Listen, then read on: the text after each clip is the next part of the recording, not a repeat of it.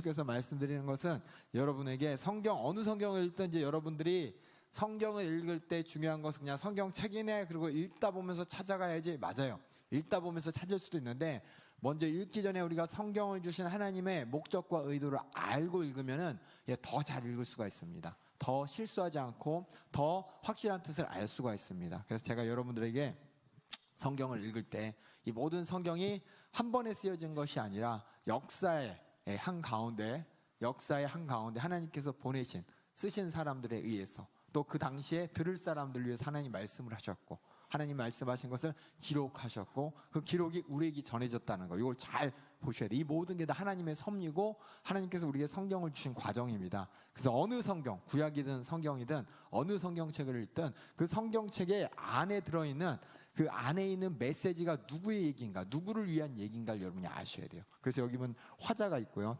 화자라고 하지 말고 이렇게 할게요. 그 안에서 이 성경 안에 보면은 요 안에 등장인물들이 있어요. 특별히 하나님이 선지자를 통해서 또 하나님이 쓰신 사람을 통해서 또 백성들에게 한 것이 구약 얘기고 또 예수님께서 그 당시 사람들에게 얘기한 것이 복음서고 또 사도들이 각 교회에게 편지를 쓴 것이 서신서인데 이처럼 이 안에는 누가 있냐면은 화자가 있고 화자 이제 말하는 사람이 있고 여기는 청자가 있습니다. 그래서 이 청자, 보통 그냥 우리 문장 읽으면 안 되고 이 당시 상황이 어땠는지 상황을 잘 이해하셔야 돼요. 상황이 어떤 상황 가운데 이 성경 다권이 쓰여졌는지를 여러분이 아시면서 구약편에서도 제가 말씀드렸지만 구약편에서 주로 한 게 성경의 어떤 역사적인 흐름에서 어떤 목적을 가지고 쓰여졌는지를 지난 학기 했습니다. 보면은 화자 청자 상황인데 이것을 기록을 했어요. 기록을 해가지고 여기 누구예요? 저자가 누구한테? 독자한테, 읽을 사람한테 이걸 기록을 해서 이것을 보여줬고 그것이 지금 현재 우리에게 하나님께서 성경이라는 것을 통해서 우리에게 주셨는데 그리고 이 세 가지 관계를 잘 이해하시고 성경을 보시면은 그 상황 가운데 이랬기 때문에 저자는 독자한테 이렇게 얘기한 것이고 또 하나님께서는 이것을 기록을 우리까지 전해 주시고 성경 66권을 딱 만들어 주시고 경전하셔 우리에게 전해 주었는데 그럼 내가 그 말씀 가운데 무엇을 알아야 되느냐? 이 모든 것을 꿰뚫고 계시는 우리 하나님의 마음을 알고 하나님의 심정을 알고 하나님의 인격을 알아서 읽을 때 성경책이 정말 살아있는 목소리가 되는 거고 정말 능력이 되는 것이 권세가 되는 것이지 하나님의 목소리, 살아있는 하나님을 인지하지 못하지 하나님을 오해하고 읽으면 엉뚱한 얘기로 흘러버립니다. 그 사람 있잖아요. 듣고 싶은 대로 듣는 사람 있잖아요.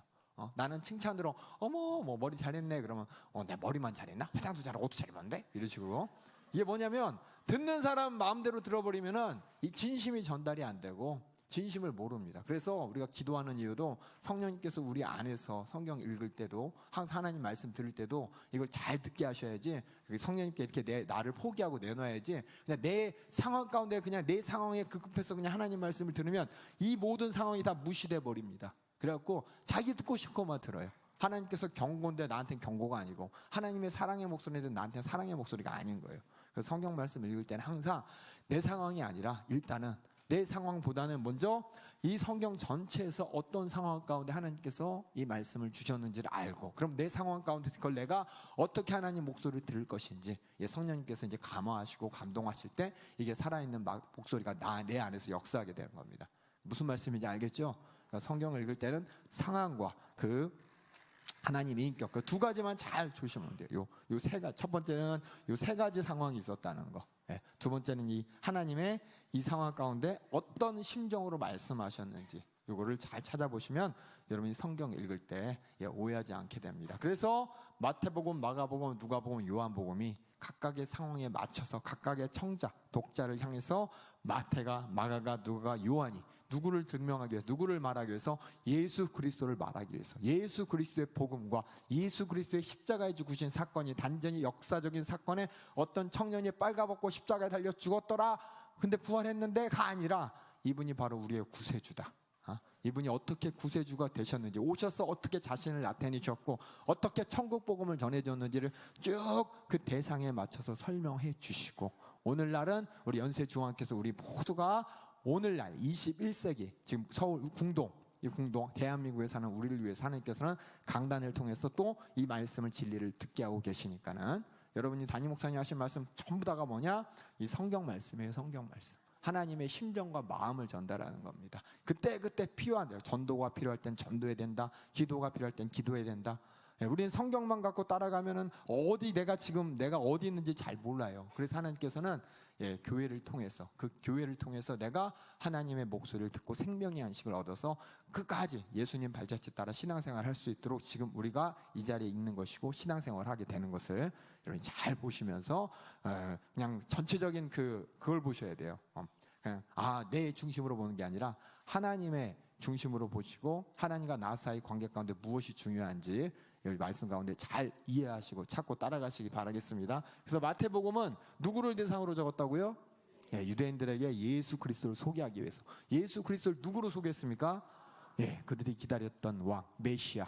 그들이 기다렸던 메시아는 로마 총독, 로마 왕, 황제 같은 왕이었지만 실상 예수님께서는 그보다 더 권세 있는 왕권을 가지고, 그렇죠? 그 왕권을 가지고 귀신과 이 모든 영적 세계 모든 것을 다스리시는 그 왕 권세를 나타내신 분입니다. 그래서 여러분들이 제가 얘기 안 했는데 마태복음 읽으실 때 꼭 왕의 실권을 인정하는 담임 목사님 책 있잖아요.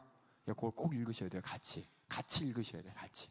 그래야 마태의 심정과 그 심정을 가지고 전했던 담임 목사님의 목소리가 지금 오늘날에 더 현실감 있게 들리니까는 그걸 꼭 읽으시고. 마가복음은 누구를 위해 쓰였다고요?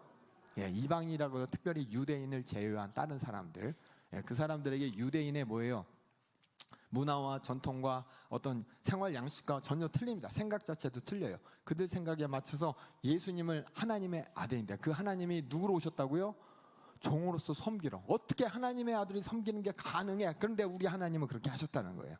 우리를 죄에서 저주에서 이 지옥에서 건져내기 위해서 그 하나님의 아들은 이 땅에서 권세를 부리러 오신 것이 아니라 이방인들의 권세자처럼 권세를 부리는 것이 아니라 섬겨서 우리를 죄에서 저주에서 사망해서 구원하실 영원한 생명을 주시려고 했다는 것을 이방 사람들에게 전해주는 복음서가 마가복음이고, 누가복음은 누구라고요? 이 모든 특별히 데오빌라라는 사람인데, 데오빌로라는 각하라는 어떤 귀족이지만은 이 누가복음이 이 복음서를 쓸 때 모든 것을 가만히 보면 가장 많은 에피소드가 들어 있습니다. 그 얘기 뭐냐면 가장 보는 사람으로 하여금 그냥 여기는 이제 유대인에 맞죠. 여기 보면 여러분 복음서를 보게 되면 복음서에서 있는 얘기, 여기 마태복음에 있는 얘기, 마가복음에만 있는 얘기, 뭐 누가복음에 있는 얘기라고 하지만 누가복음은 가장 많은 이야기가 들어있어요. 예수님의 이야기, 예수님의 가르침, 예수님이 만난 사람, 가장 많은 등장인물들이 등장하는 이 얘기를 통해서 누가 읽더라도 수많은 증거, 수많은 예시, 수많은 상황을 계속 보여주면서 예수님께서 누구로 오셨냐? 바로 인자로 오셨다. 인자라는 단어에 대해서 저번에 설명드렸죠. 인자는 모두가 바라는 어떤 신적인 인간으로서 완벽한 인간인데, 완벽한 인간으로서 이 모든 사람, 그 당시 헬라 문화에서 모든 사람이 되고 싶었던 사람, 이상향. 지금은 아예 그런 거 생각도 안 하잖아요. 우리 지금 살고 있는 세상은 물질 만능 시대라 돈 많이 버는 게 최고지만, 이 당시에는 과연 그 헬라 문화 시대 가운데 무엇이 선이고 무엇이 악인가, 어떻게 하면 가장 완벽하고 가장 선하고 온전한 사람이 될 것인가, 유대인뿐만 아니라 모든 세상 사람들의 그 사조였어요. 사조. 돈 많이 버는 게 중요한 게 아니라 그 당시에는 뭔가 철학자들이 그래서 유명했잖아요. 그것처럼 뭔가 득도한 사람, 우리나라 말로, 이 세상 말로, 아니면 뭔가 이렇게 깨달은 사람, 뭔가를 다 알고 있는 사람, 그런 사람이 인자로서 표현하면서 이것이 구약에서는 메시아의 이미지와 또 세상 사람들, 유대인 밖의 사람들은 어떤 이상, 그들이 원하는 왕일 수도 있고, 어떤 철학자일 수도 있고, 명예 있는 사람일 수도 있고, 모든 사람의 본이 되는 사람으로서 예수님을 보여주면서 수많은 에피소드를 통해서 바로 예수님이 그런 사람인데 바로 하나님의 아들로서 이 땅에 오셔서 무슨 사역을 하셨냐? 십자가에 달려 죽으신 사역을 통해서 우리를 모두를 온전케 하셨다는 이 얘기를 이제 누가복음은 얘기하고 있고, 요한복음은 누구를 위한 복음서라고요? 다른 복음서들은 다 성전이 무너지기 전에 60년대에 다 쓰여졌지만, 이거는 성전이 무너지고 예루살렘에 이제 아무도 없어요. 다 흩어졌어. 다 흩어진 그 상태에서 이제 그 다음 세대 사람들에게 성전이 있었을 당시에 예수님이 그곳에서 행했던 일들, 성전을 가르쳐 행했던 말들, 말씀들, 또 가르치셨던 모습들, 또 그러면서 다음 세대들에게 예수님에 대해 직접 보지 못한, 듣고 건너 들었던 그들이 이제 그들이 예수님을 만날 수 있던 방법이 뭐였냐면은 성령님을 통해서 예수님을 안에 모시고 살았습니다. 예. 그들에게는 예수님 우리랑 똑같아요, 그렇죠? 여기 예수님 보신 분 손 들어보세요. 예수님 어떻게 생겼는지 모르죠? 우리 말씀을 통해서 또 약속에 따라서 기도할 때 성령 충만함으로 말미암아 내가 예수님을 인격적으로 만나고 예수님과 인격적인 관계를 통해서 예수님 말씀에 순종하게 되는 것이고, 그 십자가의 은혜와 사랑의 빚진 자가 되어 사는 것처럼 이 당시에 많은 사람들이 이제 예수님을 직접 본 사람, 또 본 사람을 예수님을 봤던 증인들도 하나도 없고 오직 남아있는 건 하나님의 말씀뿐이고, 요한, 이 저자였던 요한 제자, 겨우 이 요한이 그때 나이가 90세였대요. 90세쯤 됐었대요. 그럼 나머지 그때 평균 수명 연령이 몇 살이었는지 모르겠지만은 거의 대부분 예수님 시대의 사람, 예수님을 착 멀리서라도 봤던 사람들은 다 이제 인간이 이제 수명이 다 되고, 요한이 마지막에 이제 다음 세대를 향해서 적는데, 요한이 바로 예수님과 가장 가까이 있었던, 가장 사랑받던 제자로서 그 예수님이 하신 말씀을 남들은 모르는, 자기만 어떻게 보면 남들이 아는 것보다 남들보다도 더 깊은 관계에 있었던 그 예수님이 어떤 분인지를 더 자세하게 인격적으로 표현한 것이 바로 요한복음으로서, 예수님을 만나지 못한 사람이지만 요한복음을 보면 예수님을 만난 것 같아요. 그래서 예수님 요한복음 안에는 예수님이 대화가 많이 들어있어요. 니고데모, 사마리아 여인, 또 나다니엘, 또 가는 잡신 여자 해가지고 다 그냥 개인적인 대화가 많이 있어서 그 읽으면 예수님이 어떤 분인지 인격적으로 팍 와닿을 수 있도록, 그리고 예수님이 어떤 분인지를, 예수님이 하신 말씀을 정확하게 그 당시에 이해하지 못했지만은 예수님이 돌아가시고 나서 60년 동안 성령님께서 감동하시면서 그분이 어떤 분인지 자세히 인격적으로 알게 하신 그 글을 가만히 적어서 써주셨는데, 쓴 이 복음서인데, 예수님을 누구라고 설명했냐? 누구라고요?